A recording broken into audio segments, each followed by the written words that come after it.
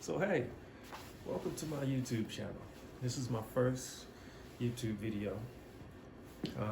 I am your two-wheel social worker, and what you can expect from me in the future is the use of motovlogging to depict my journey of obtaining my Master's of Social Work, as well as tips and tricks to help enhance the world around you. But first, let me tell you a little bit about myself.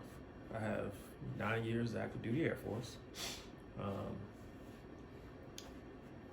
12 years now of the Reserve, both in the United States Air Force. Before getting out of coming out of active duty, I obtained my CDL license, became a CDL driver after that in order to work on getting my degree, obtained my bachelor's, and workforce education. I know. What kind of degree is that? We'll talk about that in future videos. But I obtained my bachelor's. Tried to come back in as an officer. Air Force would not accept my bachelor's degree, told me to go Army. Didn't really want to go Army because I had deployed before. I didn't want to be deploying for a year at a time and all of that. So I decided to go reserve. The base and the type of reserve position caused me to be 20 hours away from where I was living at the time. So I had to go from New Jersey to Oklahoma. And I decided to move to Oklahoma because I wasn't doing 1 week in a month. I was only going once or twice a year to do 4 weeks. And they were putting me on what's called man days, where you're on maybe orders for over 30-day period, normally like 6 months at a time. So I figured if we're gonna be doing this, I might as well just move here. So I moved to Oklahoma City, and the next month they lost funding for my position. I know. I was offered Kirtland Air Force Base. Yay! Where I am right now. And that's why I don't have any hair on my face. My peach fuzz face. No hair on my face, but you will see hair in future videos. So after that, I started a life of insurance sales, car sales, back to CDL driving, eventually to federal government, to where I ended up finding my way to social work, and recently resigning from federal government so that I can be a full-time student and complete my practicums as necessary. And that's a little about me. How did I get into social work? Well, I watched movies growing up as a kid. Halloween is one of them. And there was a character, Dr. Loomis. You know the character. He normally walks around and he's like, "Did Michael kill again? Michael?"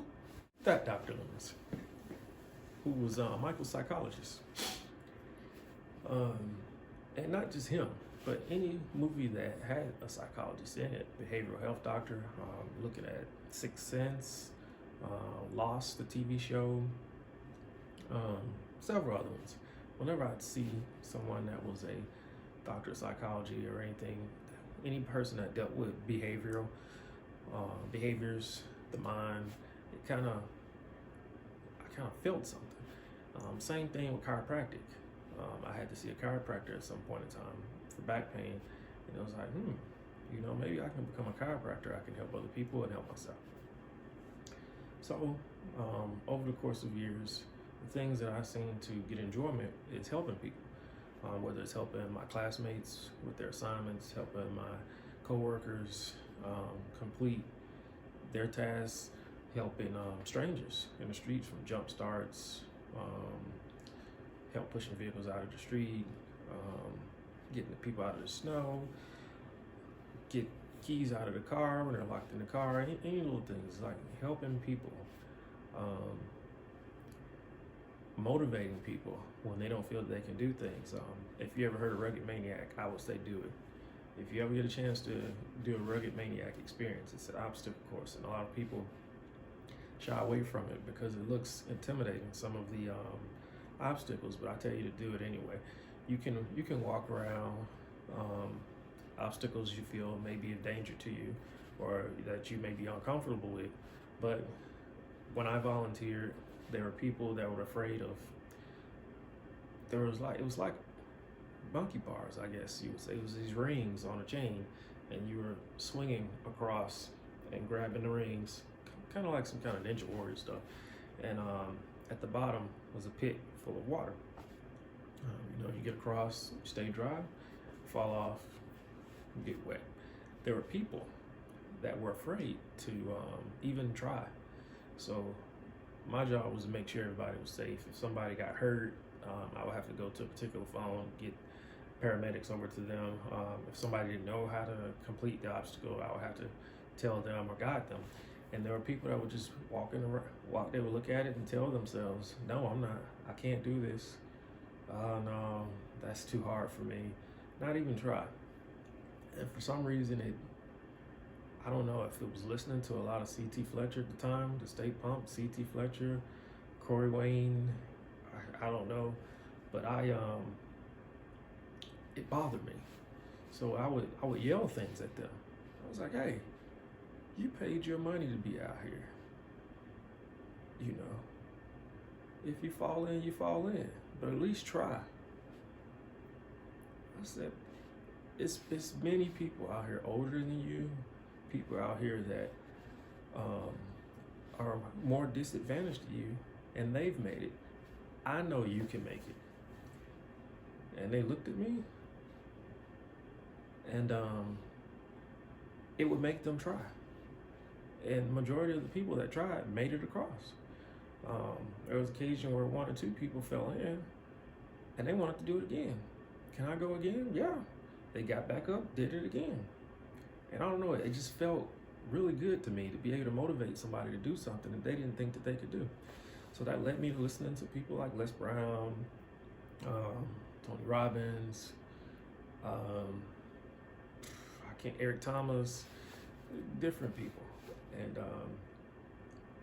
fast forward, time goes by, I'm still working, still doing this, and multiple people started telling me, hey, you should be a social worker.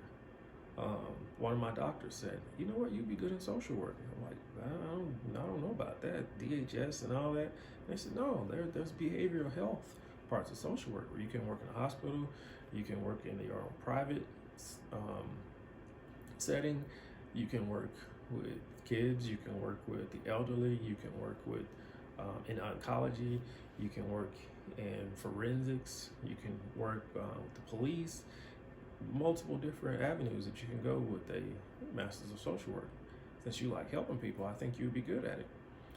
I was like, oh, okay, didn't really pay attention. Time went by. Somebody else said it, then somebody else said it. And then after like 4 people said it, I started looking into it.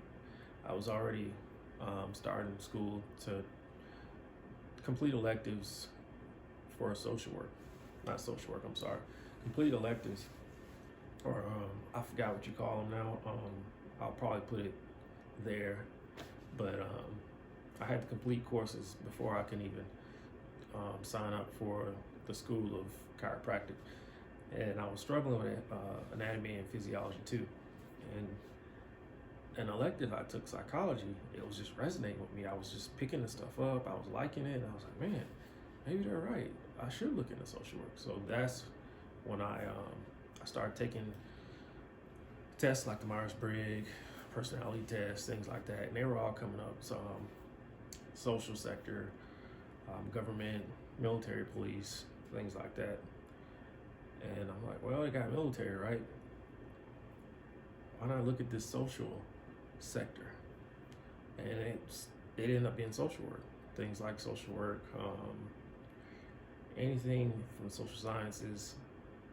I decided to go ahead and start looking at videos on what social workers do.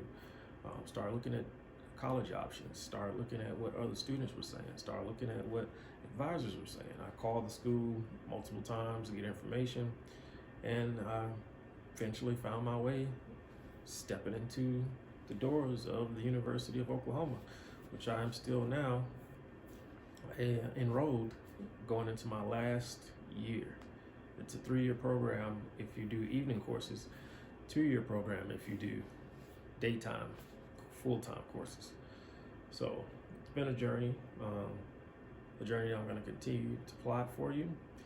I think the future videos, or the next 2 videos, are probably going to be